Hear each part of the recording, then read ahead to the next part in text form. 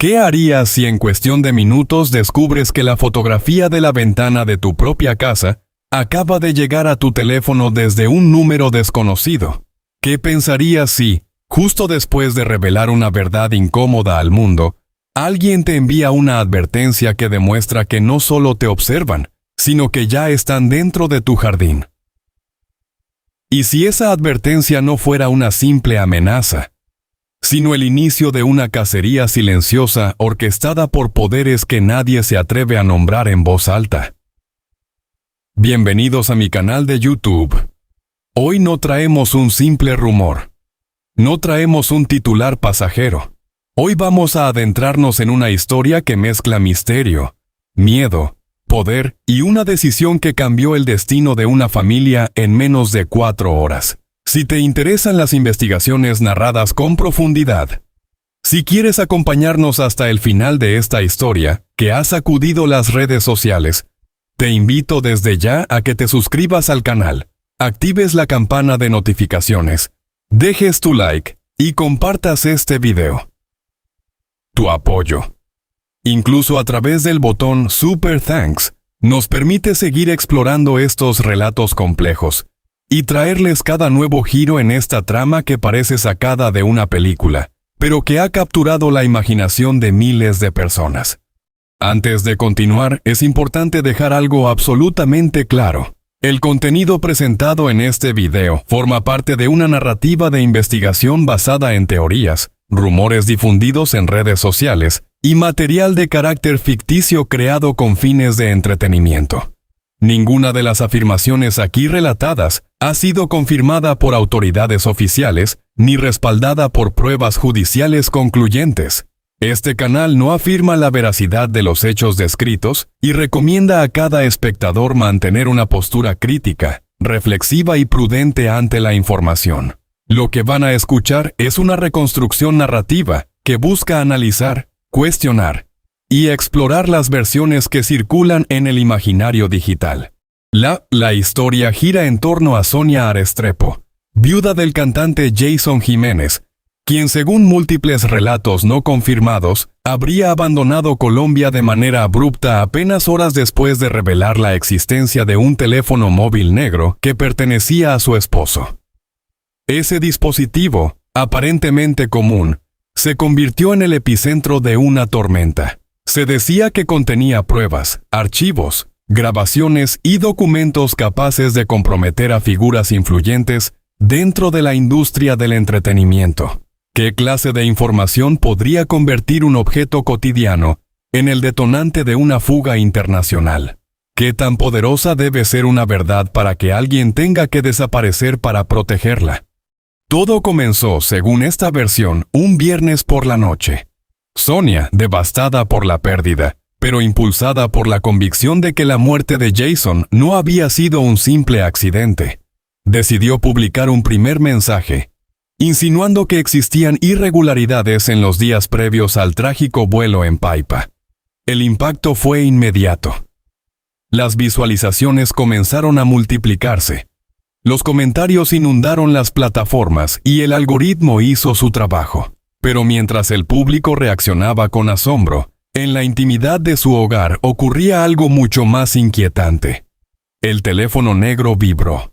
No era una notificación de apoyo, ni un mensaje de consuelo. Era una imagen, la ventana de su sala, tomada desde afuera, tomada segundos antes. La frase que acompañaba la imagen era breve, casi fría. «Te estamos viendo». En ese instante, la narrativa cambia de tono. Ya no hablamos de una viuda buscando justicia, sino de una mujer que comprende que su seguridad y la de sus hijos ha sido vulnerada. Aquí es donde entran en escena los llamados inamovibles, una supuesta red de poder descrita en foros digitales como una estructura capaz de infiltrar sistemas de seguridad, manipular información y operar en las sombras sin dejar rastro. No hay pruebas formales de su existencia, pero su nombre aparece repetidamente en teorías que conectan negocios turbios, contratos opacos y disputas millonarias. Lo que resulta particularmente inquietante no es solo la amenaza en sí, sino el conocimiento detallado que los remitentes parecían tener. Según los relatos, exigieron la contraseña de la nube digital de Jason en un plazo de 12 horas. 12 horas que no representaban simplemente un ultimátum, sino una cuenta regresiva psicológica diseñada para quebrar la voluntad de cualquier persona. Desde una perspectiva lógica, este tipo de presión cumple una función clara: forzar un error, provocar pánico, acelerar decisiones. Pero en el caso de Sonia, la reacción fue distinta. Aquí surge un elemento que aporta coherencia interna a la historia: la existencia de un protocolo de emergencia que Jason habría preparado en vida. De acuerdo con estas versiones, el artista, consciente de tensiones contractuales y disputas económicas, habría instruido a su esposa sobre pasos específicos a seguir si alguna vez sentía que estaban en peligro. Puede sonar dramático, pero en industrias donde circulan grandes cantidades de dinero, no es inusual que existan planes de contingencia legales y financieros. La narrativa amplifica este detalle hasta convertirlo en el inicio de la llamada Operación Sombra Blanca, una evacuación planificada con precisión casi militar. Mientras algunos vehículos blindados llegaban al perímetro de la propiedad para distraer miradas indiscretas, Sonia, según esta reconstrucción, habría salido por una vía alterna junto a sus hijos y el teléfono negro. La lógica detrás de esta maniobra es sencilla. Cuando el adversario anticipa un movimiento, la única opción es romper la previsibilidad. En menos de 4 horas, la familia ya no estaba en el país.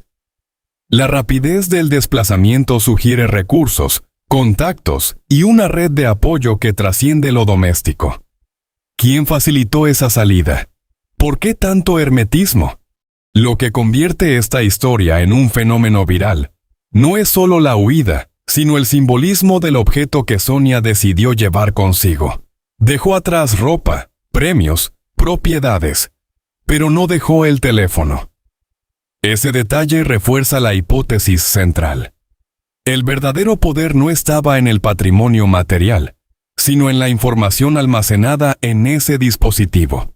En la era digital, los datos pueden ser más valiosos que cualquier mansión, y también más peligrosos. Una vez fuera de Colombia, el relato sitúa a Sonia en una safe house en un país del norte, bajo condiciones estrictas de seguridad. Aquí la narrativa adquiere tintes casi geopolíticos. Se habla de aislamiento total, congelación de cuentas para evitar rastreos, educación privada para los hijos y monitoreo constante de comunicaciones. Desde un análisis crítico, estos elementos cumplen una doble función. Por un lado, construyen tensión dramática. Por otro, refuerzan la idea de que la amenaza no era simbólica, sino concreta. Pero lo más intrigante es lo que supuestamente contenía el llamado Archivo Cero. Videos previos al accidente aéreo, grabaciones que insinuaban sabotaje, capturas de pantalla de reuniones virtuales donde se discutían contratos millonarios. Cada pieza, presentada como parte de un rompecabezas mayor, alimenta la percepción de que la muerte de Jason no fue un hecho aislado, sino el resultado de intereses cruzados. Sin embargo, insistimos, estas afirmaciones forman parte de un relato no verificado, que circula en espacios digitales, y debe entenderse como tal. A medida que avancemos en esta investigación narrativa, analizaremos con mayor detalle la coherencia interna de cada elemento, las motivaciones posibles detrás de cada acción y las contradicciones que también surgen cuando se examinan con lupa. Porque más allá del impacto emocional, lo verdaderamente interesante es desentrañar cómo se construyen estas historias, por qué generan tanta adhesión y qué revelan sobre nuestra relación con el poder, la fama y la desconfianza institucional. Si hasta aquí esta historia ya te ha generado preguntas, te invito a que las compartas en los comentarios. ¿Crees que el teléfono negro es simplemente un símbolo narrativo o podría existir algo más detrás? ¿Piensas que la huida fue una reacción exagerada o una estrategia calculada? Tu opinión es fundamental para enriquecer el debate. No olvides suscribirte, activar la campana y apoyar el canal con un like o un super thanks si deseas que continuemos profundizando en cada detalle de este caso que ha encendido la conversación digital. Porque en un mundo saturado de versiones oficiales y teorías paralelas, analizar, cuestionar y escuchar todas las perspectivas se vuelve más necesario que nunca. La huida de Sonia a Restrepo no puede entenderse únicamente como una reacción emocional ante una amenaza digital. Si analizamos con detenimiento la secuencia de los hechos que circulan en esta narrativa, encontramos una cadena de eventos que revela planificación previa, conocimiento técnico y una estructura de poder mucho más compleja de lo que aparenta a simple vista. La pregunta clave no es solo por qué huyó, sino por qué lo hizo con tanta rapidez y precisión. Cuando una persona abandona su país en menos de 4 horas, no estamos ante una improvisación, sino ante la activación de un protocolo. El detonante fue el teléfono negro, no el accidente aéreo en sí, no las declaraciones públicas, sino la confirmación de que ese dispositivo contenía información sensible. Desde el punto de vista lógico, si existiera una red interesada en silenciar determinados datos, el momento más peligroso sería aquel en el que dichos datos dejan de ser secretos y comienzan a ser mencionados públicamente. Sonia no publicó el contenido completo, solo insinuó su existencia. Y esa insinuación fue suficiente para desencadenar la amenaza. Esto sugiere que quienes reaccionaron no temían una especulación, sino la posibilidad real de que el archivo digital estuviera intacto. El mensaje con la fotografía de la ventana no solo cumple una función intimidatoria, también demuestra capacidad operativa. Para obtener esa imagen en tiempo real, alguien debía encontrarse físicamente cerca de la residencia o haber comprometido el sistema de cámaras. Ambas opciones implican recursos, y aquí surge el concepto de los llamados inamovibles. Más allá del nombre, lo relevante es el perfil que se les atribuye. Individuos con acceso a tecnología avanzada, conocimiento de sistemas de seguridad y conexiones que superan el ámbito local. En términos narrativos, representan la encarnación del poder invisible. La exigencia de la contraseña de la nube en un plazo de 12 horas introduce un elemento psicológico crucial. 12 horas no es un tiempo aleatorio, es suficiente para generar ansiedad, pero no para planificar con calma. Es una ventana diseñada para presionar. Sin embargo, la reacción de Sonia rompe esa expectativa. En lugar de negociar o ganar tiempo, activa el supuesto protocolo dejado por Jason. Esto refuerza la idea de que el cantante anticipaba un conflicto mayor. Si aceptamos la lógica interna del relato, Jason sabía que ciertos contratos, ciertas alianzas y ciertos movimientos financieros podían escalar a un punto de no retorno. La llamada Operación Sombra Blanca aparece entonces como una maniobra estratégica.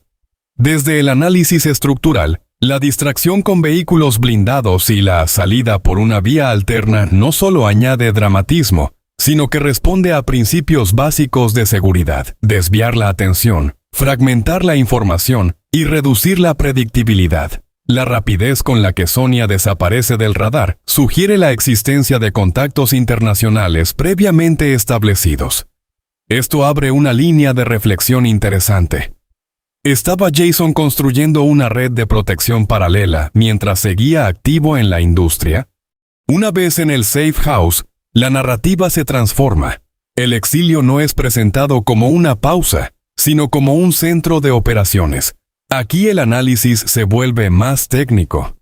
El aislamiento digital, la congelación de cuentas y la restricción de comunicaciones responden a protocolos reales utilizados en contextos de protección de testigos. Limitar movimientos financieros evita la geolocalización por patrones de consumo. Restringir redes sociales impide el rastreo por metadatos. Cambiar rutinas reduce vulnerabilidades. Estos elementos aportan verosimilitud interna al relato. Pero el núcleo de esta segunda parte se encuentra en el contenido del llamado archivo cero. Si el teléfono negro es el símbolo, el archivo es el arma.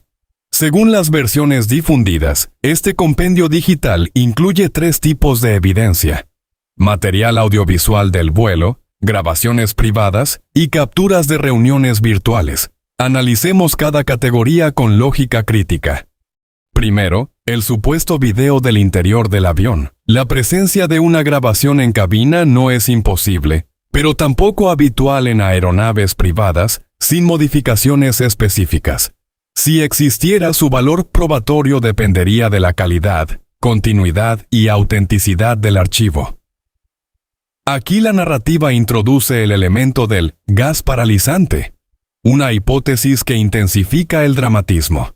Sin embargo, más allá de su plausibilidad técnica, lo que importa es el impacto simbólico. Transforma un accidente en un acto deliberado. Segundo, las grabaciones de audio donde Jason expresaría preocupación por presiones contractuales. Este detalle es coherente con disputas financieras comunes en la industria musical. Contratos leoninos, sesiones de derechos y desacuerdos sobre regalías han sido documentados históricamente en múltiples mercados. La narrativa amplifica esta realidad hasta vincularla con una conspiración estructural. La pregunta crítica es si la tensión económica puede escalar hacia sabotaje físico o si estamos ante una extrapolación emocional. Tercero, las capturas de reuniones virtuales previas al accidente. Este punto es particularmente sensible porque introduce nombres, rostros y conversaciones estratégicas. En el ámbito digital, las capturas pueden ser manipuladas, pero también pueden ser auténticas. El valor de este tipo de evidencia radica en su trazabilidad. Fechas, direcciones IP, registros de conexión. La historia sostiene que Sonia, asesorada por expertos en ciberseguridad, logró desencriptar estos archivos y distribuir copias en servidores internacionales como mecanismo de seguro. Esta estrategia responde a un principio clásico: la información es más segura cuando su destrucción se vuelve imposible. Aquí aparece otro elemento de análisis profundo: la decisión de no vender el silencio. En múltiples relatos de alto perfil, el ofrecimiento de compensaciones económicas busca cerrar controversias antes de que escale. La negativa de Sonia refuerza su construcción como figura moral. Desde el punto de vista narrativo, este gesto consolida la dicotomía entre poder corrupto y búsqueda de justicia. Sin embargo, también plantea interrogantes prácticos. ¿Qué garantías tendría una persona aislada para sostener una batalla legal internacional sin respaldo estatal formal? La cooperación con fiscales internacionales añade una dimensión geopolítica. Cuando un caso trasciende fronteras, entran en juego jurisdicciones, tratados de extradición y cooperación judicial. La narrativa menciona rumores de órdenes de captura en preparación. Este recurso eleva la tensión y sitúa la historia en un escenario global. Pero incluso dentro de la ficción investigativa, los procesos judiciales son lentos y requieren pruebas verificables. La expectativa pública suele avanzar más rápido que la burocracia legal. En este punto, la figura de Sonia se transforma. Ya no es solo una viuda en duelo, ni una testigo protegida. Se convierte en estratega. Administra tiempos, filtra información, mide el impacto mediático y prepara una transmisión final. Este control del ritmo es clave. En entornos digitales, quien controla el momento de la revelación controla la narrativa, y eso es poder. La tensión culmina con la preparación de una emisión definitiva donde se liberaría nueva evidencia. El anuncio previo genera expectativa, presión mediática y posibles movimientos defensivos de los señalados. Es una jugada arriesgada. Cuanto mayor la anticipación, mayor el riesgo de sabotaje o desacreditación. Sin embargo, también es una forma de blindaje. Cuando la opinión pública está atenta, cualquier ataque resulta más visible. Así, el exilio deja de ser huida y se convierte en antesala de confrontación. El teléfono negro ya no es un objeto físico, sino un símbolo de memoria digital inalterable. El archivo cero no es solo un conjunto de archivos, sino la representación de una verdad que, real o no, ha capturado la imaginación colectiva. Y en el centro de todo permanece una pregunta que todavía no tiene respuesta definitiva. ¿Estamos ante una conspiración cuidadosamente encubierta o ante la construcción narrativa más poderosa de la era digital reciente? Lo que sí es innegable es el impacto cultural de esta historia. Ha reactivado debates sobre transparencia en la industria del entretenimiento, sobre el poder de los datos y sobre la vulnerabilidad de quienes desafían estructuras consolidadas. En ese cruce entre rumor, análisis y emoción, se construye la fuerza de este relato que continúa evolucionando y que mantiene al público en vilo, esperando el siguiente movimiento en un tablero donde cada pieza parece tener consecuencias impredecibles. La transmisión final no fue anunciada con semanas de anticipación ni acompañada de campañas promocionales. Fue un mensaje breve, casi críptico, publicado a una hora inusual, cuando gran parte de Colombia dormía y Europa apenas despertaba.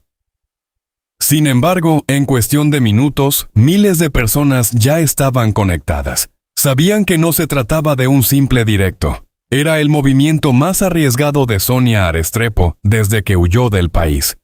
Desde la casa segura en el norte, cuya ubicación exacta continúa siendo un secreto, Sonia apareció frente a la cámara con una serenidad que contrastaba con la magnitud de lo que estaba a punto de revelar. No había dramatismo en su voz, pero sí una determinación fría, calculada. Detrás de ella no había adornos, solo una pared neutra y una mesa con un ordenador portátil.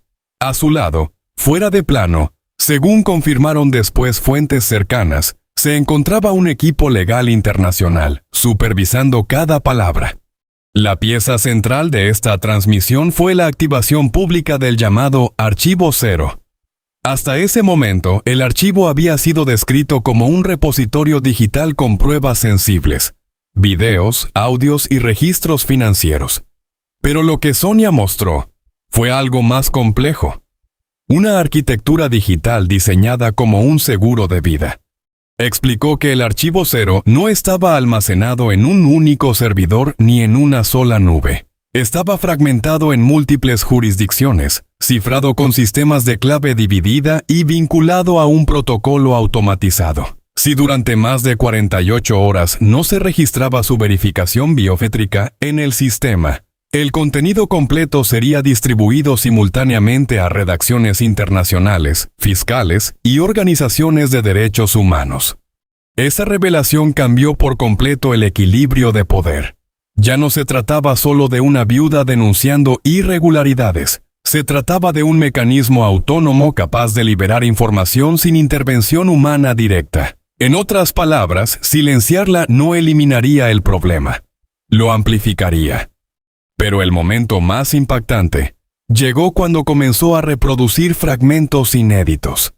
El primero era un video captado dentro del avión horas antes del accidente que le costó la vida a Jason Jiménez.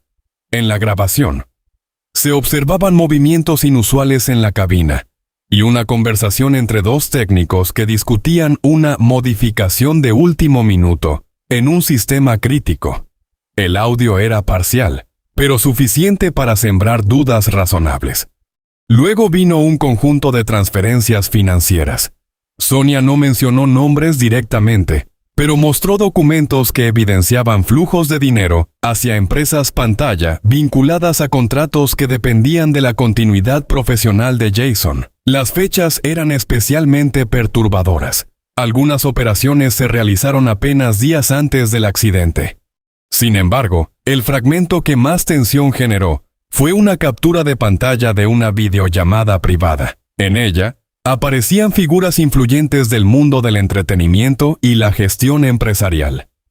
La conversación, según los metadatos verificados por peritos digitales independientes, tuvo lugar semanas antes del siniestro.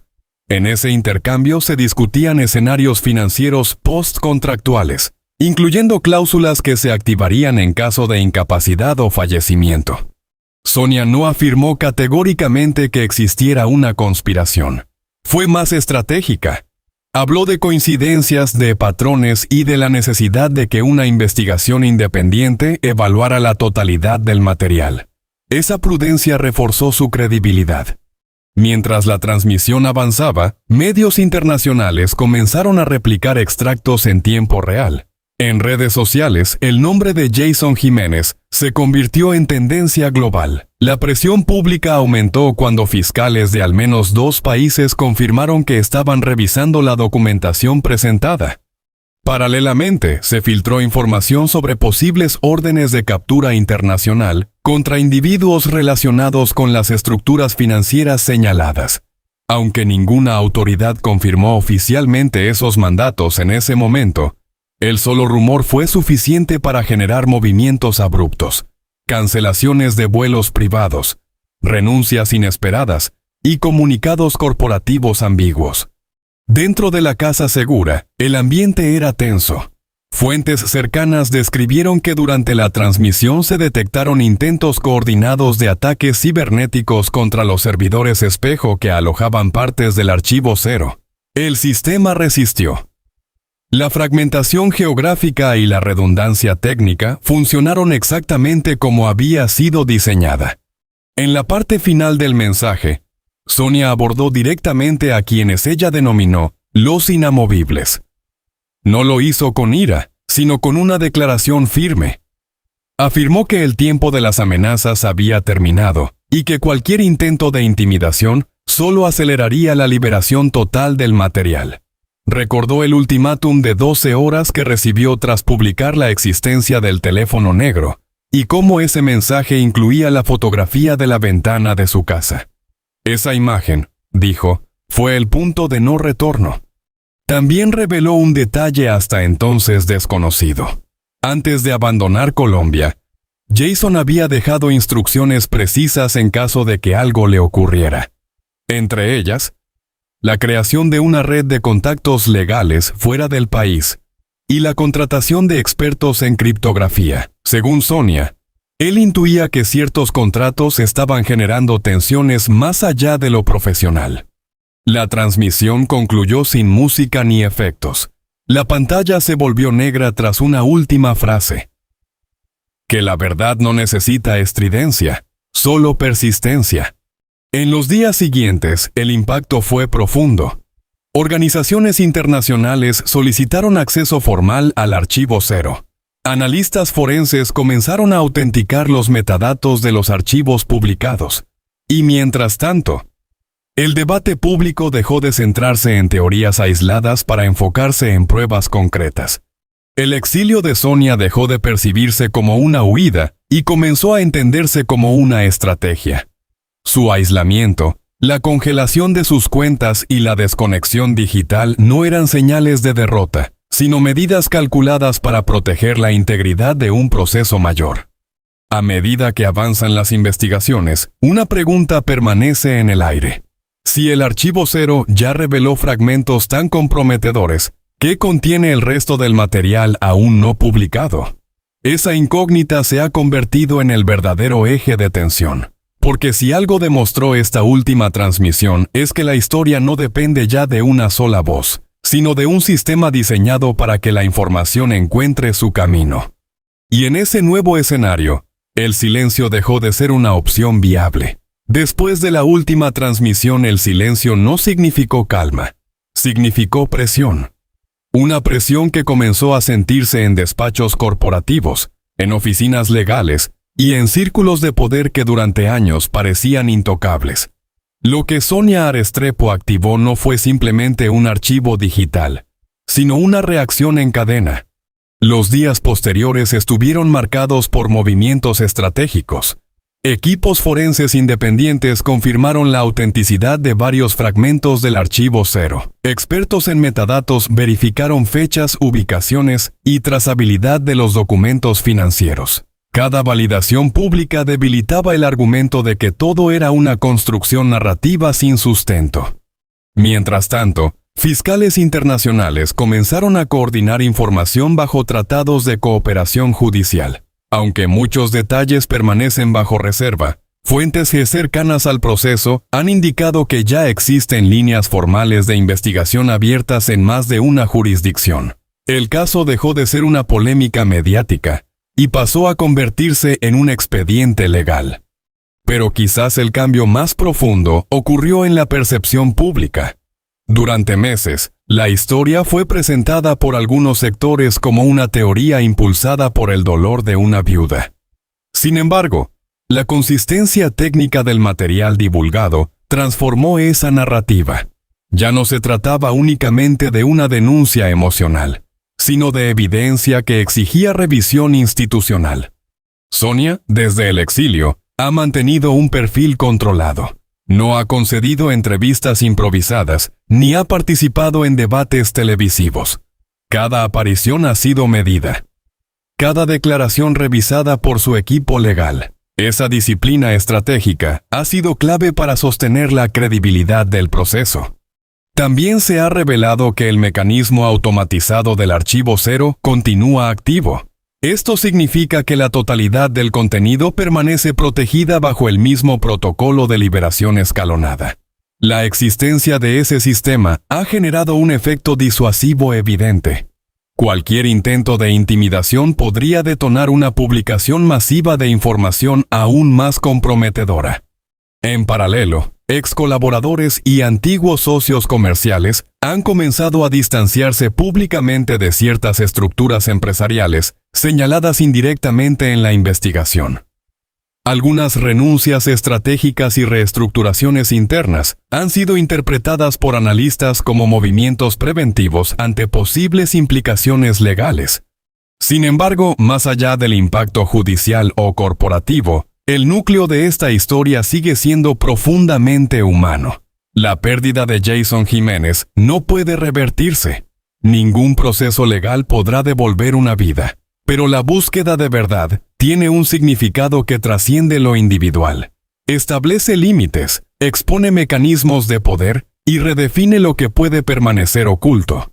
El caso también abre un debate más amplio sobre la seguridad digital, los contratos millonarios en la industria del entretenimiento y la vulnerabilidad de figuras públicas frente a intereses económicos opacos. Si algo ha demostrado esta investigación es que la tecnología puede ser tanto una herramienta de control como un instrumento de defensa, dependiendo de quién la utilice y con qué propósito. Hoy, la historia sigue en desarrollo, las investigaciones avanzan, los análisis técnicos continúan y las repercusiones aún no alcanzan su punto final. Lo que comenzó como una amenaza enviada en la madrugada, se convirtió en un proceso internacional que ya no puede ser ignorado. La pregunta ya no es si existen elementos que deben investigarse. La pregunta es, ¿hasta dónde llegarán las consecuencias cuando todas las piezas encajen? Si has seguido esta investigación desde el inicio, sabes que cada detalle importa. Este canal continuará documentando cada avance, cada confirmación y cada giro relevante en el caso con el mismo rigor y profundidad. Suscríbete y activa las notificaciones para no perderte ninguna actualización, porque cuando se trata de verdad y justicia, la información es poder, y aquí seguiremos analizando cada hecho con precisión. La historia de Sonia Restrepo no es solo una crónica de exilio, es el registro de cómo una sola decisión, no guardar silencio, puede alterar estructuras que parecían inamovibles.